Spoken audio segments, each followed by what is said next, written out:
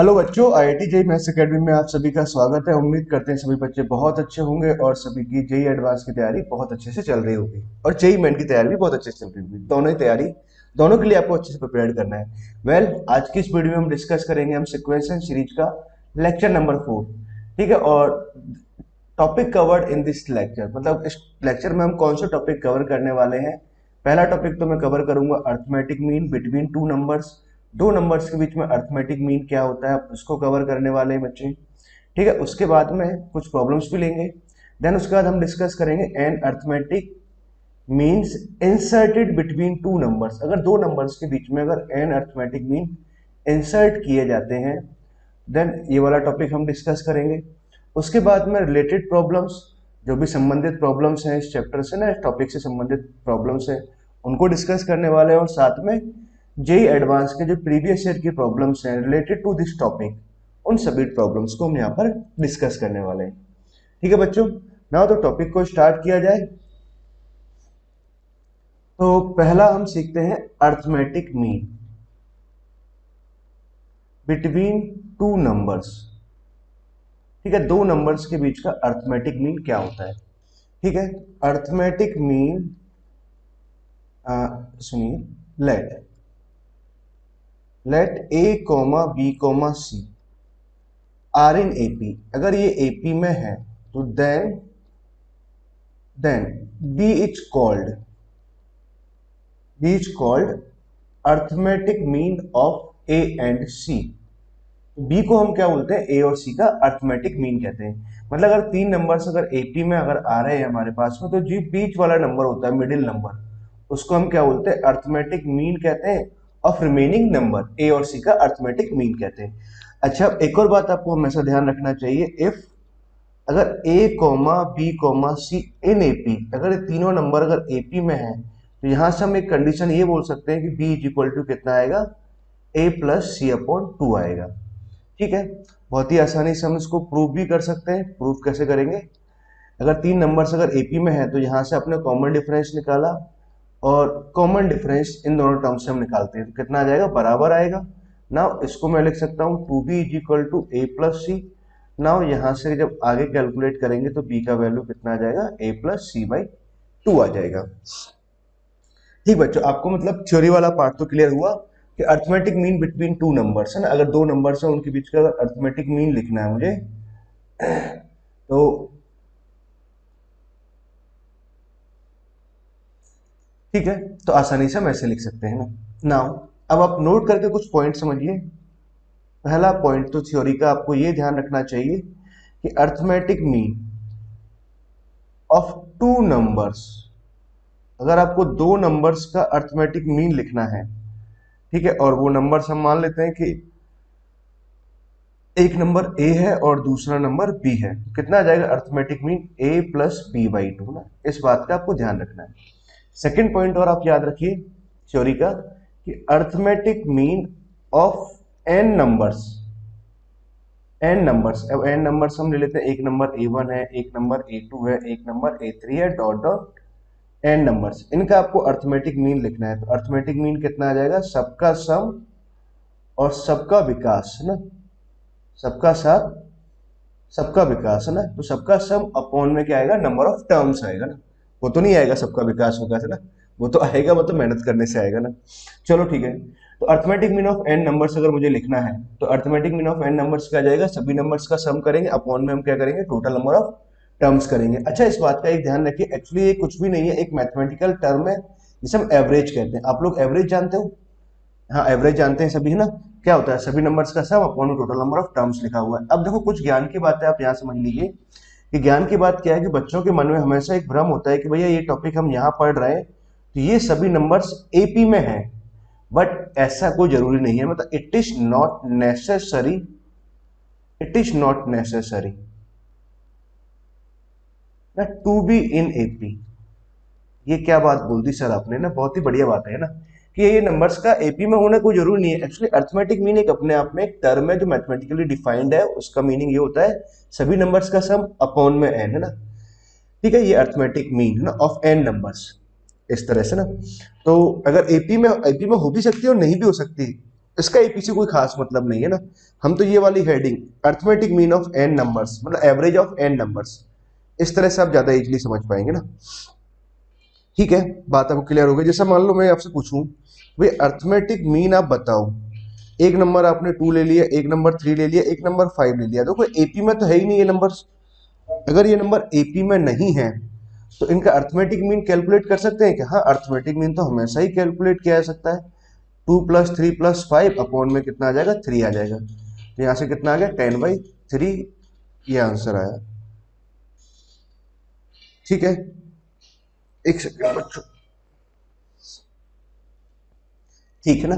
तो आपको एक बात तो क्लियर हो गई, arithmetic mean between two numbers क्या होगा। मान लो अगर दो नंबर्स हैं, उनका अर्थमेटिक मीन अगर मुझे निकालना है, तो हमने बी मान लिया, अगर एबी से अगर 3 नंबर एपी में है तो बीच वाले नंबर को हम क्या बोलते हैं? ए और सी का अर्थमेटिक मीन कहते हैं ना। अगर एबीसी ने एपी में, तो एक हमारे पास इंपॉर्टेंट रिजल्ट आता है ना।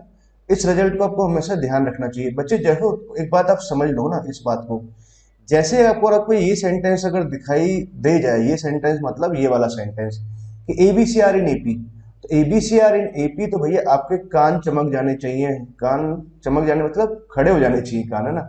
कि एबीसी आर इन एपी है ना, तो आपके माइंड में घंटी बजनी चाहिए कि भैया हम बी बराबर कितना लिख देंगे? A + C/2 लिख देंगे। बच्चे ऐसे होते हैं ना, इतने प्यारे बच्चे होते हैं, उनको ये तक नहीं याद रहता, तो बड़ा अच्छा लगता है उस टाइम पर ना,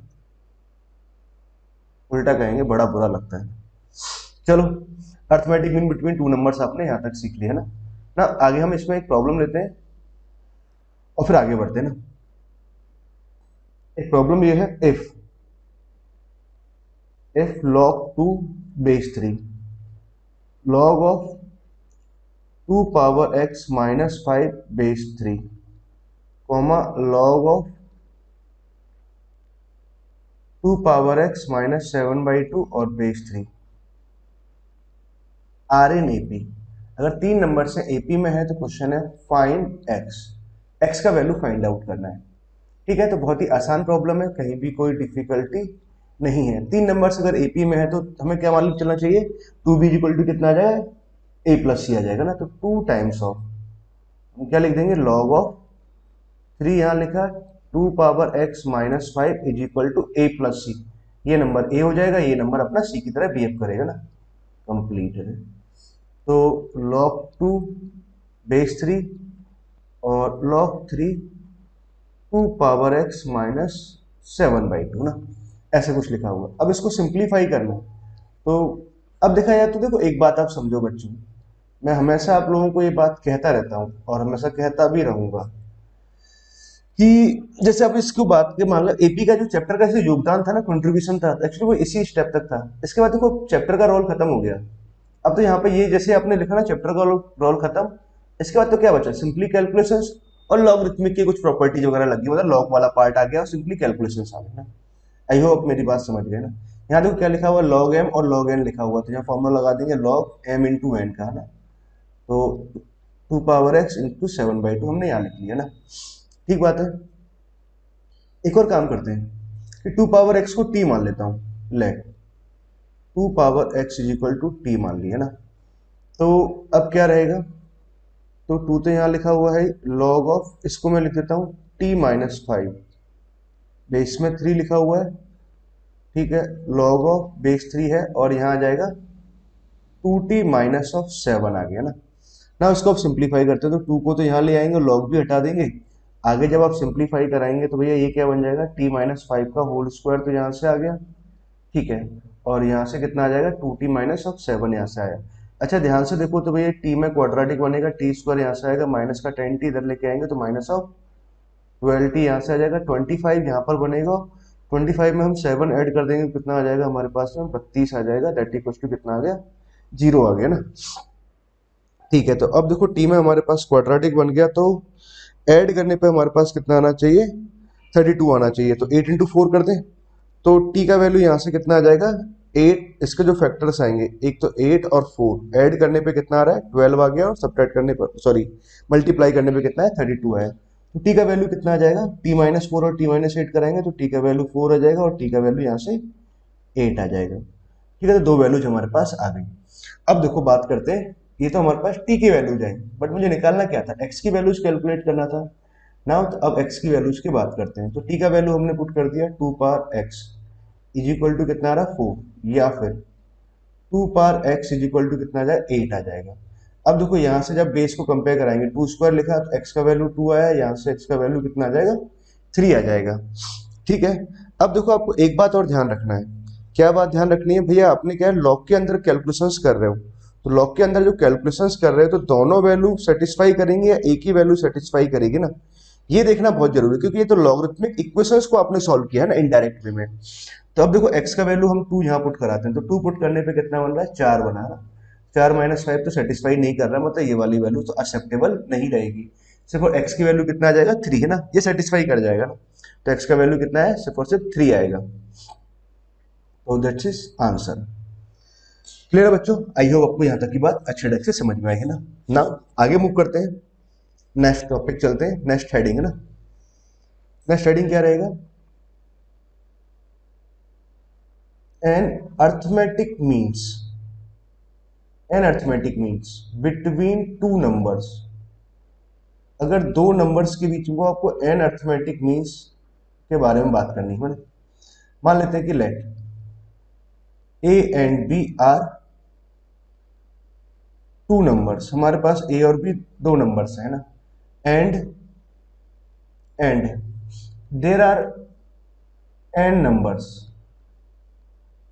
देर आर एन नंबर्स है ना, एन नंबर्स मान लेते हैं कि A1 A2 A3 dot dot AN, ये एन नंबर्स है ना बिटवीन ए एंड बी।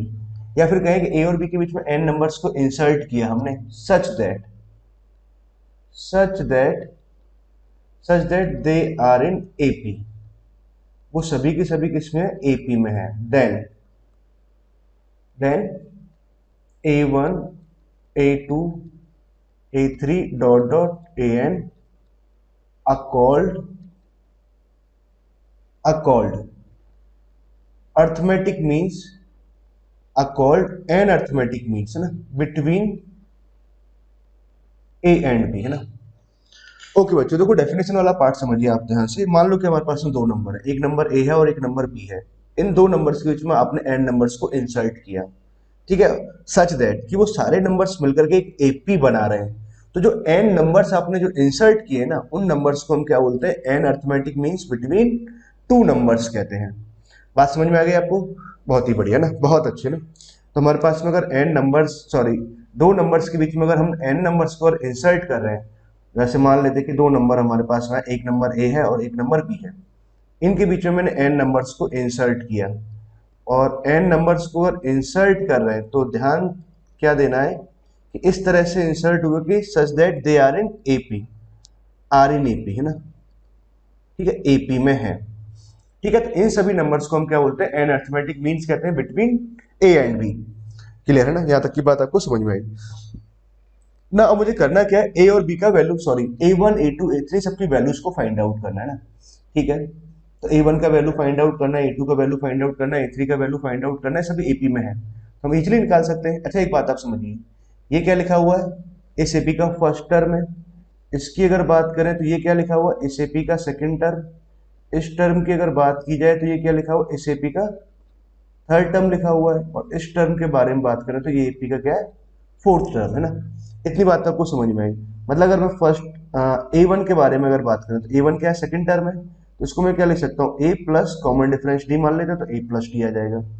ठीक है, अगर मान लो मुझे A2 लिखना है, मतलब थर्ड टर्म लिखना है, तो थर्ड टर्म कितना आ जाएगा, A प्लस 2D आ जाएगा ना। A3 अगर कैलकुलेट करना है तो A3 कितना आएगा, A प्लस 3D आ जाएगा ना। फोर्थ टर्म को हम क्या लिखेंगे, A प्लस 3D है ना। और डॉट डॉट चलते गए आप, ऐसे आपको और nth टर्म लिखना होगा तो कितना लिखेंगे आप, A plus n times of D लिखेंगे, यही लिखेंगे। ठीक है, आपको A1 A2 A3 ऐसे AN फाइंड आउट करना था, तो आपने इजीली फाइंड आउट कर लिया। ये सब दिखाया तो क्या है, A1 का वैल्यू है, ये A2 का वैल्यू है, A3 का वैल्यू और AN का वैल्यू, सॉरी यहाँ AN है, AN का वैल्यू है ना। अब देखो हमारे पास में क्या है, D हमने अपनी साइड से माना है, D क्या है, कॉमन डिफरेंस। अगर D की वैल्यू को निकाल के यहाँ पुट कर देंगे तो हमारे पास A1 A2 A3 इन सबके मान आ जाएंगे ना, वैल्यूज आ जाएंगे ना। अब देखो बात आप समझिए ध्यान से कि अब आप पॉइंट समझो ना। अब हम डी कैलकुलेट करने जा रहे हैं, तो डी कैसे कैलकुलेट करेंगे, तो देखो एक बात आप समझिए, यहां से लेके यहां तक की अगर हम बात करते हैं, ये कितनी टर्म्स है हमारे पास, एन टर्म्स है। ठीक है, एक पहला टर्म हमारे पास ये रहा, एन टर्म्स ये रहा, और ये टर्म्स कौन सा हो गया हमारे पास अगर देखा जाए तो n plus two eight term रहा। ठीक है, एक बात तो हमें ये मालूम चली कि भाई n plus two eight term के बारे में अगर बात करें तो कितना आ रहा है, बी आ रहा है। ठीक है, n plus two eight term पे अगर फॉर्मूला लगाएंगे तो a plus number of terms minus one, तो n plus one into d, एक कम हो जाएगा यहाँ से, common difference that equals to कितना आ गया, बी आ गया। ठीक है, अगर यहां से अगर आप डी कैलकुलेट करते हो तो डी का वैल्यू कितना आ जाएगा भैया, बी माइनस ए अपॉन में एन प्लस वन आ गया। ठीक है, तो ये बात आपको ध्यान रखनी है बच्चों अच्छे ढंग से। क्या ध्यान रखना है हमें, हमें इस बात को बहुत अच्छे से याद रखना है कि कॉमन डिफरेंस डी का जो वैल्यू आएगा ना, वो कितना आ जाएगा, B minus a upon n plus one. कैसे याद रखेंगे, मान लो अगर आपके पास में एन नंबर्स है ना, यहाँ से एपी शुरुआत हो रही है, यहाँ एंड हो रही है, तो फाइनल माइनस इनिशियल अपॉन में हम क्या कराएंगे, बीच में जितने भी नंबर्स हैं, जितने भी अर्थमेटिक मीन्स हैं, जितने भी नंबर्स हैं, उससे एक ज्यादा हम यहाँ पर पुट करेंगे। क्लियर है आपको बात, ठीक है ना। तो कॉमन डिफरेंस हमारे पास कितना आ गया, डी का वैल्यू आ गया b minus upon n plus one. इसको याद रखना बच्चों, याद रखना है, रिमेंबर, ये इंपॉर्टेंट है, वेरी वेरी वेरी इंपॉर्टेंट।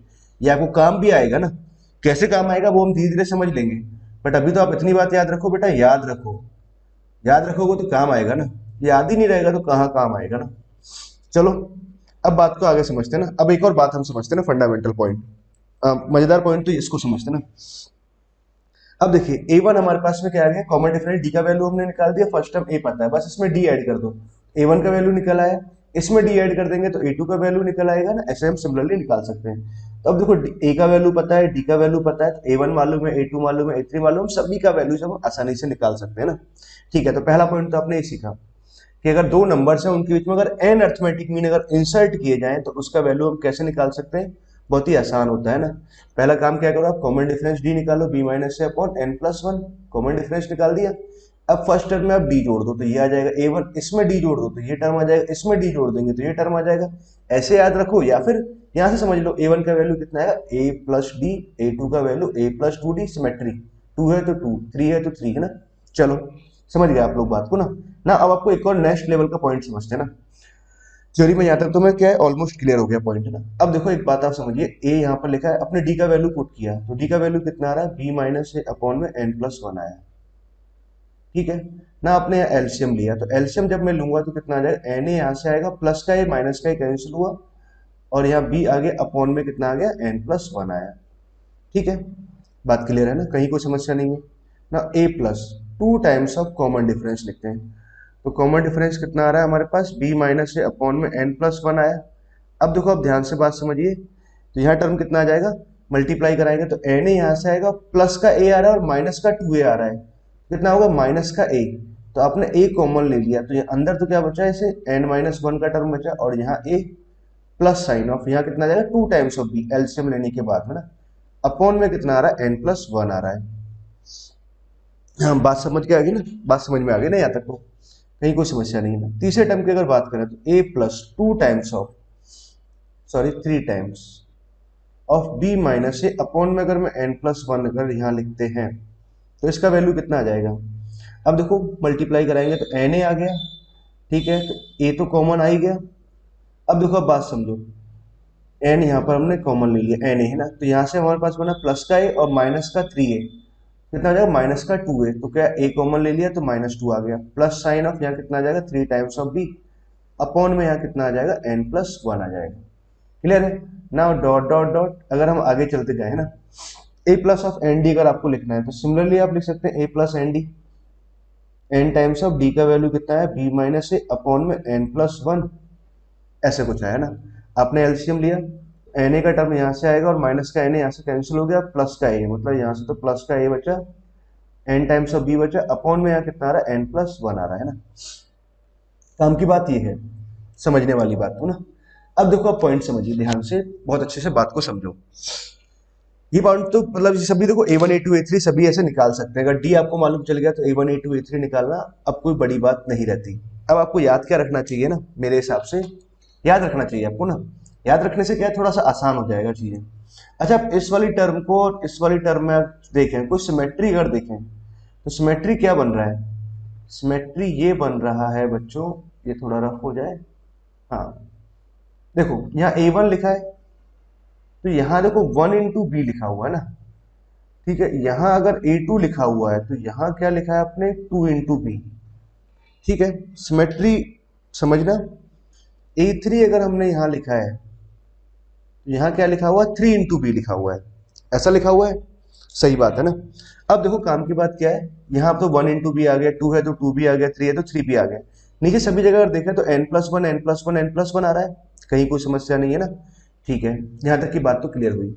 अच्छा अब एक और पॉइंट आप समझिए कि यहाँ से आप समझिए, यहाँ 2 लिखा है और यहाँ क्या लिखा हो n-1।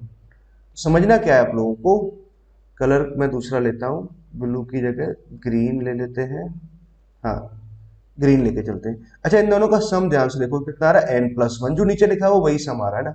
यहाँ अगर 3 लिखा हुआ तो यहाँ देखो इन दोनों का सम निकालें तो अगेन कितना आया हमारे पास n+1 आया, ठीक है। और इन दोनों का सम अगर देखें तो 1 कोफिशिएंट ले लें तो अगेन सम कितना आ रहा है n+1 आ रहा है। तो देखो बच्चों आपको ये बात ध्यान रखनी है, कैसे अब देखो आप याद भी आसानी से आपको हो जाएगा, अब इस बात की चिंता मत करिए। जैसे सपोज करो आपको A5 आपको लिखना है, A5 बहुत आसानी से लिख सकते हैं आप लोग, कैसे लिखेंगे, A5 आपको लिखना है तो नीचे तो लिखेंगे जितने भी अर्थमेटिक मीन इंसर्ट किए उससे ज्यादा n+1, ठीक है। यहाँ आपको लिखना है तो कितना आएगा, b का एक टर्म आना है तो 5 इंटू बी आएगा, यहाँ a इंटू, और यहाँ मुझे एक टर्म लिखना है। अब आपको ध्यान रखना है कि इन दोनों का सम कितना आना है, n+1 आना है। तो अगर यहाँ 5 लिखा हुआ तो यहाँ मैं क्या लिख दूं, n-4 लिख दे, सही है बात, बिल्कुल सही है। मान लो आपको सपोज करो A15 लिखना है, सपोज आपको A15 लिखना है, आपको अगर A15 लिखना है तो कैसे लिखेंगे, नीचे तो आपने n+1 लिखेंगे प्लस साइन ऑफ, यहाँ 15 इंटू बी लिख सकते हैं, तो कोई काम आएगा प्रॉब्लम को सॉल्व करने में। ये बात अब अभी आप रियलाइज करोगे ना थोड़ी देर में ना, इसलिए सारी मेहनत कर रहे हैं, नहीं आपको मालूम है इतनी मेहनत तो मैं भी नहीं करता ना। हाँ प्रॉब्लम तो सॉल्व होगी, वो तो हो ही जाएगी ना प्रॉब्लम तो सॉल्व, क्या रहेगा हमारे पास। और ये सब याद रखने का फायदा क्या रहेगा, प्रॉब्लम थोड़ी आसान हो जाएगी, मतलब कैलकुलेशन आसान हो जाती है ना, आप फटाफट सॉल्व करने लगोगे। यहाँ अंदर अंदर देखो यहाँ 15 लिखा हुआ तो यहाँ कितना आ जाएगा, n-14 आएगा, समझ गए आप लोग बात को, ठीक है। तो इन दोनों का सम कितना आ रहा है, n+1 आना है ना। अब देखो बच्चे आप बहुत ही आप सीधे होते हो और शरारती होते हो ना, आप लोगों से अगर जब मैं पूछूं a ऑफ n-2 बताओ या a ऑफ n-5 बताओ, चलो आप a ऑफ n-5 आपको बताना है, या फिर a ऑफ n-8 पूछते हैं ना, कहीं 5 सिमेट्री ढूंढ लो आप लोगों ना, बच्चों का कोई भरोसा नहीं होता ना, तो वो कैसे भी सोचने लग जाते हैं, फिर बाद में समझाना पड़ता है बेटा ऐसे नहीं ऐसे करते हैं। देखो a ऑफ n-8 यहाँ लिखा हुआ है तो आप क्या कर सकते हो, यहाँ पे एक काम तो मैं करूँ, या n-8 आ जाएगा इंटू में, या b आ जाएगा ना, ठीक है, a और b के ना। अब बात हम ये करते हैं यहाँ a इंटू, तो a के मल्टीप्लीकेशन में कौन सा टर्म आएगा, तो इन दोनों का सम कितना आना चाहिए, n+1 आना चाहिए इन दोनों का सम। भाई n+1 सम आने के लिए यहाँ मुझे 9 लिखना पड़ेगा, तभी आएगा ना, ठीक है। आप लोग बात समझ गए ना, ठीक बच्चों। देखो arithmetic mean n arithmetic mean between two numbers है ना, तो इसका थ्योरी ऑफ एक्सीडेंट से क्लियर हो गया आप लोगों को, इसमें कहीं कोई समस्या अब नहीं है ना, ठीक। नाउ अब आपको मैं एक और पॉइंट, इसी वाले पॉइंट को फिर से हम बात कर लेते हैं। मान लेते हैं कि आपको लिखना है A25 लिखना है, A25 25th अर्थमेटिक मीन आपको लिखना है, कैसे लिखेंगे आप, नीचे टर्म लिखेंगे n+1, ऊपर लिखेंगे 25b, और यहाँ कितना आ जाएगा n-26 इंटू में कितना आ जाएगा a, सॉरी n-24, हाँ n+1, ठीक है। आपसे अगर पूछा जाए a ऑफ n-2 बताओ, तो आप लोग आसानी से बता सकते हैं, नीचे तो लिखेंगे n+1, यहाँ टर्म आएगा हमारे पास n-2 इंटू बी आ जाएगा, ठीक है। यहाँ a इंटू में लिखेंगे, a का जो कोफिशिएंट आएगा इन दोनों का सम n+1 होना चाहिए, यहाँ n-2 आ गए तो क्या जोड़ दें, 3 जोड़ दें, सम n+1 आ जाएगा, ठीक है। आई होप आपको ये बात समझ में आ गई ना। नाउ तो हमारे पास में अगर मान लो n नंबर्स हैं,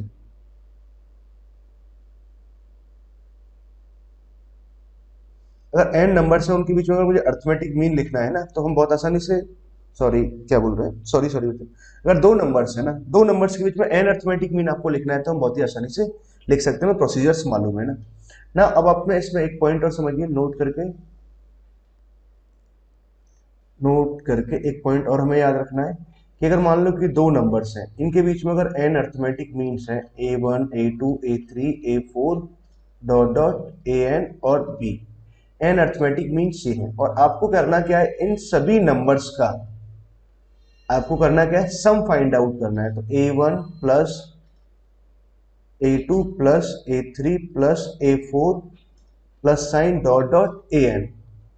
सबका अगर सम आपको निकालना है ना, सबका सम कितना आ जाएगा? सबका सम आएगा n times of a plus b upon 2, ये आ जाएगा। मतलब n times of arithmetic mean of first and last number, first and last number, ठीक है, यही आएगा। ठीक है, अगर हमारे पास में देखो क्या है कि अगर दो नंबर्स हैं, उनके बीच में आपने अगर n अर्थमेटिक मीन को इंसर्ट किया है, तो सभी अर्थमेटिक मीन्स का जो सम आएगा वो क्या आएगा? पहले और आखिरी नंबर के अर्थमेटिक मीन का n टाइम्स आएगा ना। कैसे आएगा? इसका प्रूफ हम बहुत ही आसानी से समझ सकते हैं। ठीक है, आपको मालूम है कि a1 का वैल्यू कितना आ रहा था? अभी हमने सीखा था a प्लस डी। a2 का वैल्यू कितना आ रहा था? a plus 2d। ये वाला तरीका भी ले सकते हैं आप लोग ना। और a3 का वैल्यू कितना आ रहा है? a प्लस 3d आ रहा है ना। डॉट डॉट आप चलते जाएंगे। an का वैल्यू कितना आ गया? a plus n times of d आया। आपको सभी का सम निकालना है। सबका सम तो यहाँ तो कितना आ जाएगा? a1 a2 a3 dot dot an। तो ये आ गया। नाउ अब मुझे सभी का सम चाहिए। ए को अगर हम जोड़ रहे हैं n टाइम्स, अगर ऐड कराएंगे तो यहाँ na आ जाएगा। सही बात है ना। यहाँ अगर सबसे देखें तो d कॉमन आ रहा है, तो d कॉमन ले लिया तो अंदर तो हमारे पास कितना बचा? 1 प्लस 2 प्लस 3 अप टू कितना है? n आया। ये आ गया आंसर है ना। नाउ इसको मैं यहाँ सिंप्लीफाई करता हूँ। n टाइम्स ऑफ na तो ठीक है। नाउ d हमने यहाँ लिखा हुआ, ये क्या लिखा हुआ? Sum of first n natural number है ना। लेक्चर 3 में हमने डिस्कस भी कर चुके हैं। कितना आ जाएगा इसका वैल्यू? n into n plus one upon 2। अच्छा बच्चों, याद रहना चाहिए ये वाला फॉर्मूला ना। जैसे अगर मैं लिख रहा हूँ, किसी बच्चे को अगर नहीं भी याद है तो भैया वो तो कसम खा ले, भैया याद रखना है ना, क्योंकि बहुत ही इंपॉर्टेंट है। कॉमन डिफरेंस डी का वैल्यू अभी हमने सीखा था, कितना आएगा? B minus upon n plus one. ये भी आपको याद होना चाहिए। N into n plus one upon में 2 आपने यहाँ लिखा ना। एन प्लस वन से एन प्लस वन कैंसिल हो गया। ठीक है, तो यहाँ तो कितना है? एन ए यहाँ पे लिखा हुआ और एन टाइम्स ऑफ ये कितना आ जाएगा? बी माइनस ए अपॉन में 2 आ गया। ठीक है, तो यहां से अगर मैं n कॉमन ले लूं तो अंदर क्या बच रहा है मेरे पास? a plus b minus a upon 2 आ गया। एक सेकेंड, हाँ। अब अपने एलसीएम लेंगे तो एलसीएम लेने पे कितना आ जाएगा? ऊपर 2a माइनस का a, तो प्लस का a आ गया, प्लस का b आया, अपॉन में कितना आ जाएगा? 2 आ जाएगा। ठीक है, तो फाइनली क्या रहा हमारे पास? अगर n अर्थमेटिक मीन्स है दो नंबर्स के बीच में, अगर आपने n अर्थमेटिक मीन का इंसर्शन किया है तो सभी का सम किसके बराबर आएगा? पहले और आखिरी नंबर के अर्थमेटिक मीन्स का n टाइम्स होगा ना। ठीक बच्चों, आपको ये याद रखना है। जैसे मान लो कि अगर आपसे बोला जाए कि भैया 1 और 100 के बीच में मान लो आपने 200 अर्थमेटिक मीन इंसर्ट किए, ठीक है, 200 आपने इंसर्ट किए, तो भाई सबका सम कितना आएगा? मतलब a1 plus a2 up to a200 आपको निकालना है। तो ये कितना आ जाएगा? 200 times of arithmetic mean of first and last number 1 plus 100 by 2 आ जाएगा ना। शायद यहाँ से आपको दिखाई दे रहा होगा या नहीं, ये आ जाएगा, मतलब है ना, क्लियर? ओके है ना। अब देखिए शायद दिखाई दे रहा है ना आपको ना। ये सभी अगर अर्थमेटिक मीन्स का अगर आपको सम निकालना होगा तो सम का सम कितना आ जाएगा? n टाइम्स ऑफ ना, जितने भी अर्थमेटिक मीन है, मतलब n है, 10 है, 20 है, 30 है, अभी 200 है तो 200 टाइम्स ना। और कितना आएगा? Arithmetic mean of first and last number. ठीक है, क्लियर है ना? आपको ये बात क्लियर हो गई? ये आंसर आ गया, तो हम सॉल्व कर सकते हैं। 2 से जाएगा तो 100 यहाँ से आ जाएगा, 101 यहाँ से आ गया तो ये आ गया 101,000, ये आंसर है। ठीक बच्चों ना, आई होप आपको यहाँ तक की बात तो क्लियर हो गई ना, इसमें कहीं भी कोई समस्या नहीं है ना। अब हम कुछ प्रॉब्लम्स लेते हैं और प्रॉब्लम की प्रैक्टिस करते हैं। ये तो था इस लेक्चर का थ्योरी वाला पार्ट है ना। अब क्या है कि कुछ प्रॉब्लम्स लेंगे, काफी सारी प्रॉब्लम्स करने वाले हैं ना, 5-6 प्रॉब्लम यहाँ पर हम प्रैक्टिस करेंगे ना। पहला हम लेते हैं क्वेश्चन नंबर 1। क्वेश्चन नंबर 1 में ऐसे लेते हैं कि 5 arithmetic means are inserted between 1 and 31। 1 और 31 के बीच में 5 अर्थमेटिक मीन इंसर्ट किए गए ना। क्वेश्चन है find arithmetic means. Arithmetic means निकालो ना, पहला काम तो यही है। तो कैसे सॉल्व करेंगे? बहुत ध्यान से समझिए कि भाई हमारे पास में एक नंबर 1 है और एक नंबर क्या है? 31 है ना। ठीक है, इसके बीच में कितने अर्थमेटिक मीन इंसर्ट किए हमने? 5, a1 a2 a3 a4 और a5। ठीक है, अब ये सभी मिलकर कैसा बनाएंगे? एपी बनाएंगे। आपको a1 a2 a3 निकालना है, मतलब एक एपी निकालना है ना। अब देखो एपी का आपको फर्स्ट टर्म पता है, बस कॉमन डिफरेंस मालूम चल गया तो हम सारे टर्म्स लिख सकते हैं। और कॉमन डिफरेंस तो मुझे याद है, final term minus initial term upon में कितना है, जितनी भी अर्थमेटिक मीन आप इंसर्ट कर रहे हो, 5 इंसर्ट किया आपने, इससे 1 ज्यादा, तो 5 + 1 6 आ गया। तो ऊपर तो कितना है 30/6, तो मतलब इसका वैल्यू कितना आया 5 आया। अच्छा डी का वैल्यू 5 आ गया, तो बस सिंपल हो गया ना, अगर ये फर्स्ट टर्म 1 है तो ये टर्म तो कितना होगा 5, इसमें ऐड कर दो 6 आ गया। ये अर्थमेटिक में इसमें 5 ऐड कर दो तो कितना आ जाएगा 11 आ जाएगा, इसमें 5 ऐड कर देंगे 16 आ जाएगा, इसमें 5 ऐड करेंगे तो 21 आ गया। अगला वाला अर्थ मतलब अगले वाले टर्म्स मिलते चले जाएंगे, 21 में हम 5 ऐड कराएंगे तो कितना आ जाएगा 26 हो जाएगा। यही तो अर्थ एपी का रूल होता है कि पिछले टर्म्स में एक फिक्स क्वांटिटी जोड़ते जाओ, अगला वाला टर्म मिलता चला जाएगा ना। ठीक है, तो A1 A2 A3 A4 A5 ऐसे निकाल सकते हैं इजीली ना। या फिर आप चाहें तो ऐसे भी लिख सकते हैं, A1 का value A plus D, A2 का वैल्यू कितना आएगा A प्लस 2D, ऐसे लिख के भी सॉल्व कर सकते हैं ना, एंड सो ऑन। तो A प्लस 5D है ना। अच्छा आगे एक और क्वेश्चन है इसमें, एंड आल्सो फाइंड देयर सम। आपने थोड़ा गाना सुना कि नहीं सुना, आल्सो फाइंड देयर सम, पीछे बज रहा था ना। अच्छा ये सभी का सम भी आपको फाइंड आउट करना है, तो सबका सम निकालना है। तो सबका सम निकालेंगे तो क्या आएगा A1 plus A2 plus A3 plus A4 plus A5। तो सभी का जो सम आएगा बच्चों तो क्या रहेगा आपको मालूम है, अभी हमने सीखा ही था ना। या तो एक तरीका ऐसे निकालेंगे, बहुत ही बेकार तरीका ना, ऐसे नहीं करेंगे, 5 times of arithmetic mean of first and last number. First number 1 है, लास्ट नंबर 31 है, अपॉन में कितना आ जाएगा 2 यहाँ से आ जाएगा, ये 32 बना है ना, 32 को 16 यहाँ से लेंगे, 16 × 5 कितना आ जाएगा 80 आ जाएगा। ये आंसर आ गया ना। ठीक है, बहुत ही छोटा सा प्रॉब्लम था ना पहला प्रॉब्लम, बहुत ही आसान है ना, इसमें कहीं भी कोई समस्या नहीं है। अच्छा बच्चों नेक्स्ट प्रॉब्लम लेते हैं ना, अगला प्रॉब्लम ट्राई करते हैं। नेक्स्ट प्रॉब्लम क्या है, if n arithmetic means are inserted between 1 and 31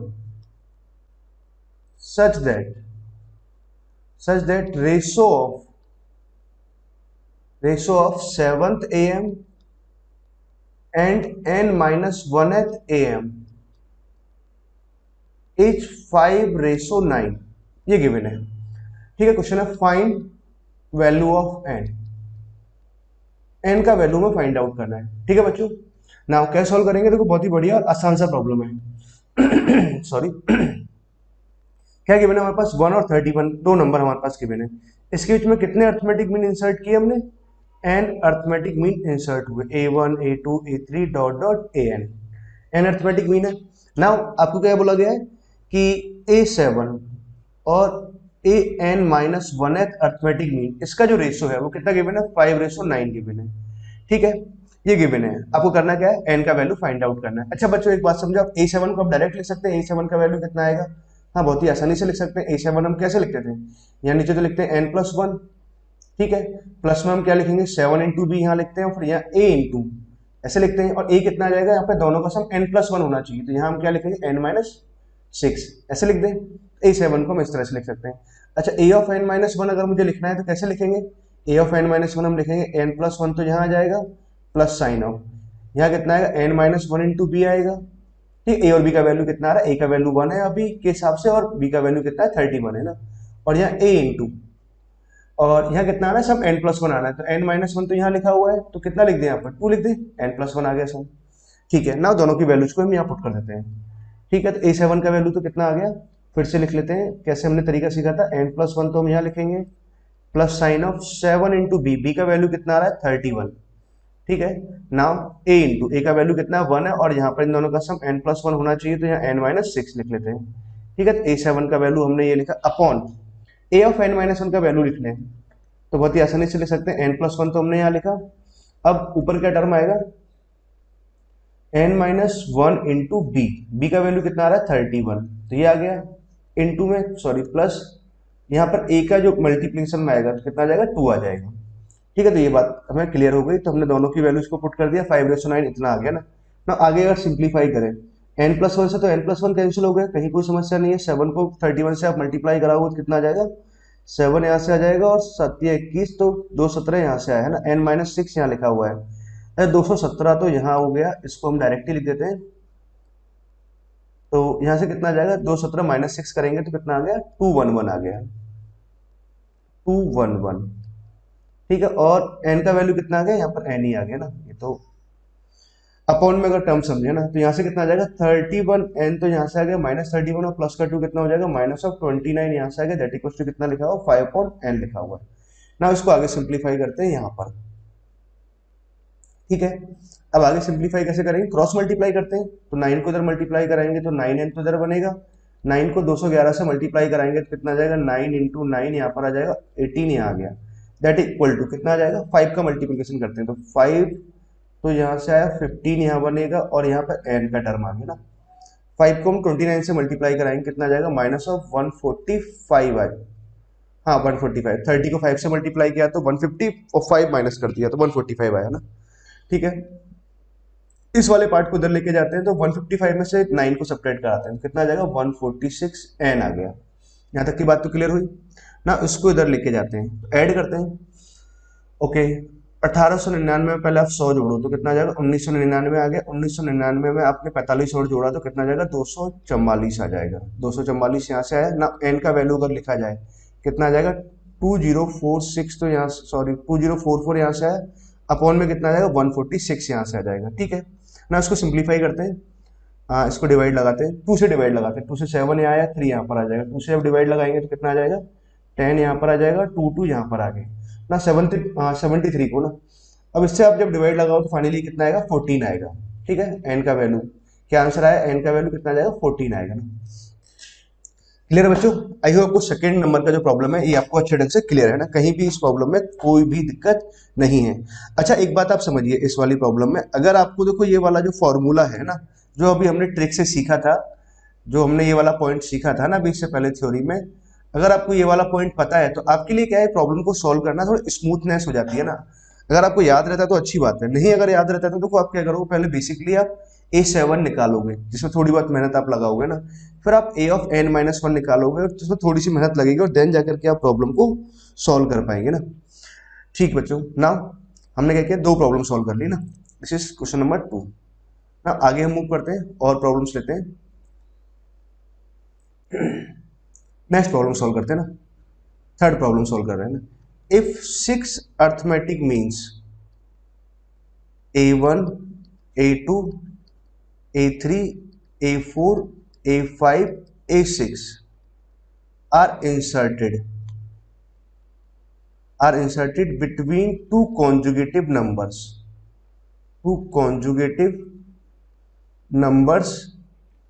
A and B। ठीक है, 2 कॉन्जुगेटिव नंबर्स हमने ले लिए, इसके बीच में 6 अर्थमेटिक मीन को इंसर्ट किया, और कैसे, A कैसा है, B से बड़ा है ना।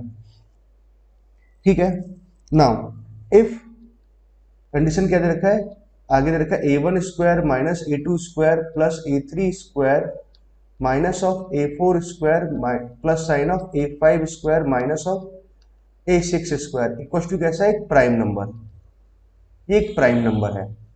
ठीक है, देन क्वेश्चन ने पूछा है then B is equal to, तो B किसके इक्वल आएगा, ऑप्शन ए B का वैल्यू 3 हो सकता है, ऑप्शन B का वैल्यू 4 हो सकता है, कि ऑप्शन C में ऐसे कुछ लिखते हैं अपना 1 लिख लेते हैं, और ऑप्शन D अपना 2 ले लेते हैं ना। तो क्या रहेगा ना, आपको B का वैल्यू फाइंड आउट करना है। अच्छा बच्चों सोचिए कैसे सॉल्व करेंगे इसको, क्या दे रखा है हमारे पास में, 2 नंबर्स दे रखे A और B है ना, उनके बीच में क्या है 6 अर्थमेटिक मीन्स को हमने इंसर्ट किया सच दैट कि A कैसा है, B से बड़ा है ना। ठीक है, नाउ प्रॉब्लम को समझते हैं। हाँ तो बच्चों प्रॉब्लम को सॉल्व करते हैं, कैसे करेंगे ध्यान से समझिए सॉल्यूशन है ना। क्या दे रखा है वहां पर, 2 नंबर दे रखे हैं, एक नंबर A दे रखा है, एक नंबर B दे रखा है ना, उसके बीच में 6 अर्थमेटिक मीन्स है, A1, A2, A3, A4, A5 और A6 ऐसे कुछ गिवन है। ठीक बात है ना। अब देखो आपको क्या गिवन है, हम यहाँ से करना क्या है, कंडीशन हमारे पास क्या दे रखी है, ये कंडीशन दे रखी है ना, इस कंडीशन को आप ध्यान से देखिए, इसका वैल्यू कितना आ रहा है, प्राइम नंबर आ रहा है ना। ठीक है, तो हम यहीं से उसको आगे सिंप्लीफाई करते हैं। अच्छा इसको आप जब सिंप्लीफाई कराएंगे तो कितना बनेगा, A1 minus A2 into A1 plus A2, मतलब A square minus B square का फॉर्मूला लगा देंगे ना यहाँ पर, तो A plus B into A minus B, A1 minus A2 है। अच्छा ये AP की टर्म्स है, लेट कॉमन डिफरेंस अगर D ले लो, a1 माइनस ए टू का वैल्यू कितना आ जाएगा माइनस डी। सिमिलरली इस वाले पार्ट को हम जब सिंप्लीफाई कराएंगे a3 माइनस ए4 आएगा जिसका वैल्यू माइनस डी लिख लेंगे, अंदर कितना आ जाएगा a3 प्लस ए4 आ जाएगा, मतलब सब जगह से माइनस डी आएगा। माइनस डी तो मैंने बाहर कॉमन ले लिया, तो अंदर क्या बचा a1 plus A2 plus A3 plus a4 plus a5 plus a6, तो ये आ गया।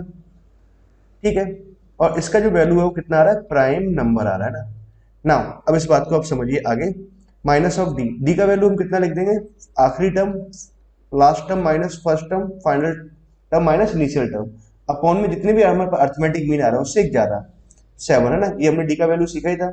अच्छा, इसका जब वैल्यू लिखेंगे सम ऑफ 6 अर्थमेटिक मीन कितना आ जाएगा, इन सभी का जो सम आएगा वो कितना आएगा 6 times of arithmetic mean of first and last number, तो a प्लस बी अपॉन में कितना आ जाएगा 2 आ जाएगा ना। यहाँ तक की बात भी हमें क्लियर हो गई ना। और इसका जो वैल्यू है कितना आ रहा है प्राइम नंबर आ रहा है। ठीक है ना, अब बात को ध्यान से समझो। तो इसको देखो मैं ऐसे लिख सकता हूँ a माइनस बी यहाँ लिखा हुआ और a प्लस बी यहाँ लिखा हुआ, तो क्या आ गया हमारे पास a square minus B square आया। ठीक है, 2 से अच्छा ये कैंसिल हो जाएगा 3 टाइम्स, तो 3 टाइम्स तो यहाँ से आएगा और अपॉन में कितना है 7 आया, और ये नंबर अपने आप में कैसा लिखा हुआ है एक प्राइम नंबर लिखा हुआ है। ठीक है, ए और बी उसने क्या बोला है दो कॉन्जुगेटिव नंबर्स हैं। अच्छा, ए और बी अगर हमारे पास दो कॉन्जुगेटिव नंबर्स हैं तो भाई हम क्या कर सकते हैं, देखो वैल्यू क्या ले सकते हैं कि इसका वैल्यू प्राइम नंबर बने तो ए का वैल्यू क्या होना चाहिए भाई, ये 7 से डिविजिबल होना चाहिए ना, तो 7 से अगर डिविजिबल हो जाए तो ए का वैल्यू मैं 4 ले लूँ, बी का वैल्यू अगर हम 3 ले लें, 16 माइनस 9 कितना बन जाएगा 7, 7 से 7 कैंसिल हो जाएगा, फाइनली कितना आ जाएगा प्राइम नंबर आ जाएगा ना। ए का वैल्यू कितना आ जाएगा 4 आ गया और बी का वैल्यू कितना आ जाएगा 3 आ जाएगा, तो क्या आंसर आएगा, बी का वैल्यू पूछा हुआ है तो option A is correct option. Clear है बच्चों ना, आई होप आपको ये वाली प्रॉब्लम भी अच्छे ढंग से क्लियर हो गई ना। नाउ अब हम आगे डिस्कस करते हैं, नेक्स्ट प्रॉब्लम लेते हैं ना। एक पहले बेसिक प्रॉब्लम लेते हैं और फिर आपसे प्रॉब्लम पूछेंगे ना। फर्स्ट प्रॉब्लम तो ये कि इफ मान लो कि a comma B comma C comma d comma e are in AP, अगर ये सभी नंबर्स अगर एपी में है तो देन आपसे अगर पूछा जाए कि भाई e minus c is equal to, ये किसके इक्वल आएगा इज इक्वल टू, तो अब क्या आंसर लिखेंगे ऑप्शन ए। मान लेते हैं कि ऑप्शन ए हमने लिखा ई माइनस सी, तो 2 times of B minus A, option C 2 times of C minus A, option C 2 times of D, option D लिख लेते हैं 2 times of E minus of B. ठीक है, तो आपको बताना है ई माइनस सी किसके इक्वल आएगा ना बच्चों। अब देखो बहुत ध्यान से प्रॉब्लम को सॉल्व करना है, बहुत ही बढ़िया प्रॉब्लम है ना।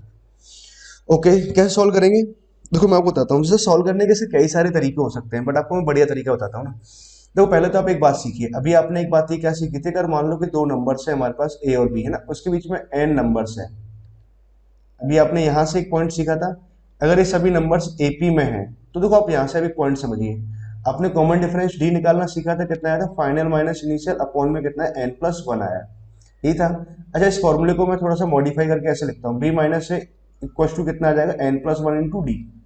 इसका आप मीनिंग समझिए, ये कुछ ऐसे लिखा है ना, मान लो अगर आपके पास कोई एक एपी है, एपी में आपने क्या किया फाइनल माइनस इनिशियल किया, तो इसका जो वैल्यू आ रहा है वो कितना आ रहा है, बीच में जितने भी नंबर्स हैं, बीच में जितने भी नंबर्स हैं उसका एक ज्यादा, तो यहाँ आया इनटू कितना आ रहा है कॉमन डिफरेंस, यही आ रहा है ना।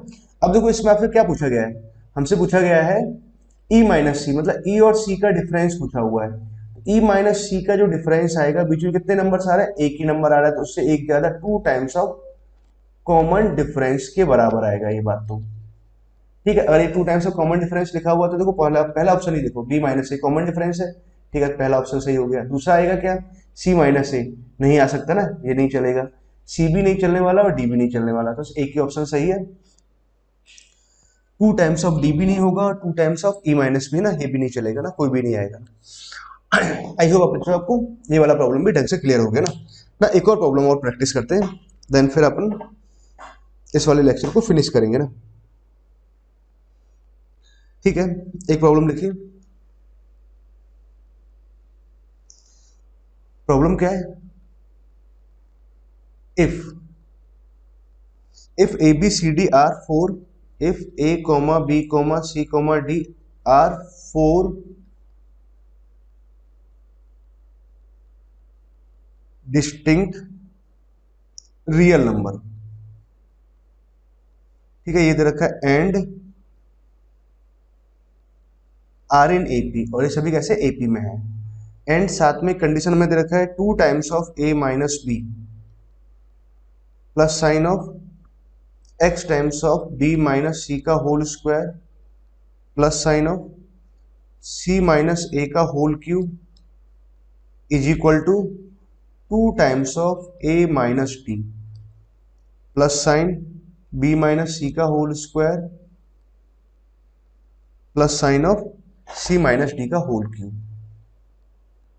ऐसे कुछ गिवन है। क्वेश्चन है फाइंड एक्स, आपको एक्स फाइंड आउट करना है, मतलब एक्स पे क्या आएगा, इंटरवल आएगा, आपको इंटरवल फाइंड आउट करना है ना। ठीक है, कैसे सॉल्व करेंगे ना, बहुत ध्यान से समझिए ना, बहुत ही बढ़िया प्रॉब्लम है और बहुत ही आसान सा प्रॉब्लम है ना। सॉल्व करने का तरीका क्या रहेगा, ए माइनस डी है और बी माइनस, या बी माइनस डी आएगा बच्चों, b minus d, a minus d, b minus d, c minus d ना। ठीक है,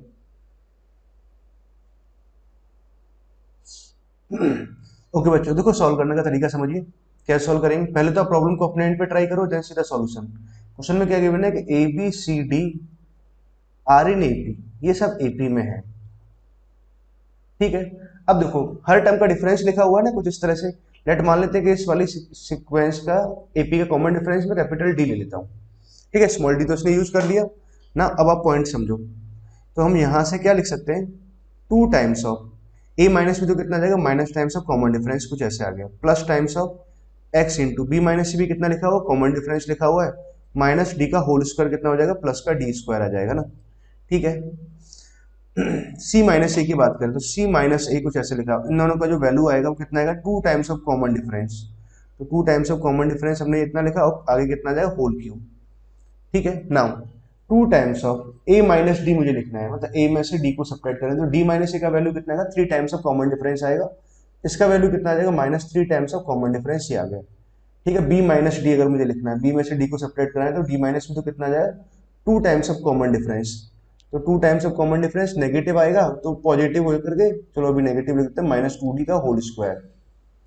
ठीक है, अब हमसे पूछा है सी minus d, c minus D तो कितना आया, कॉमन डिफरेंस के बराबर ही आया, माइनस टाइम्स हो ना क्यू है ना, माइनस डी के इक्वल आ जाएगा।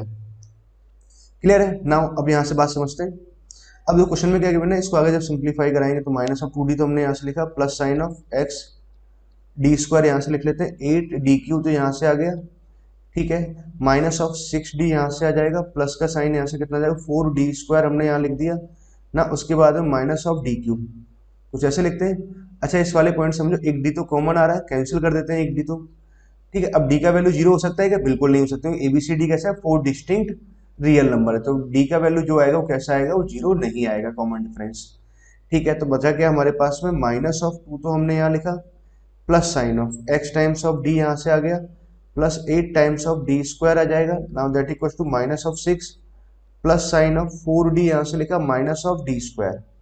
ठीक है, ऐसा कुछ आ गया ना। अब आगे इसको फर्दर सिंप्लीफाई करते हैं।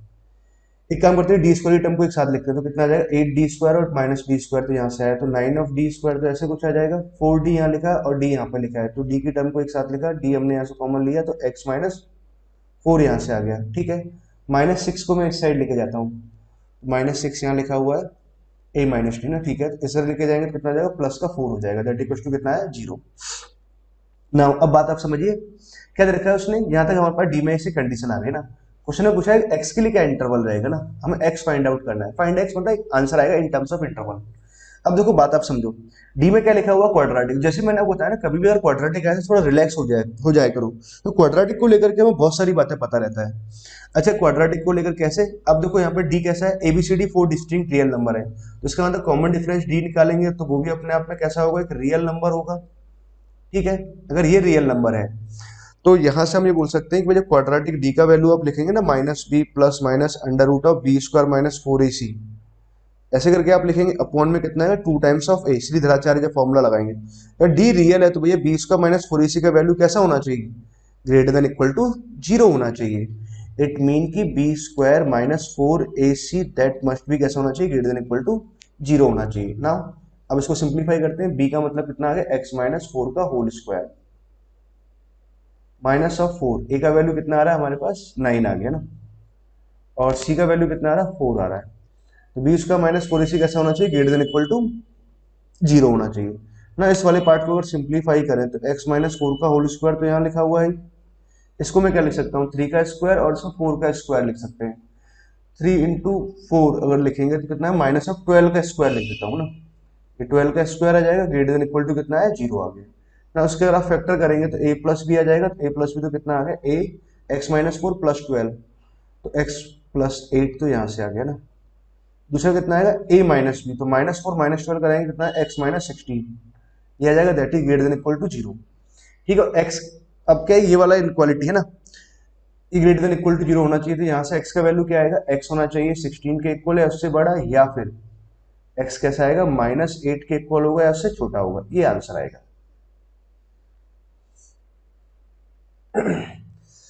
ओके बच्चों, क्लियर है बच्चों आपको ये पहला पॉइंट?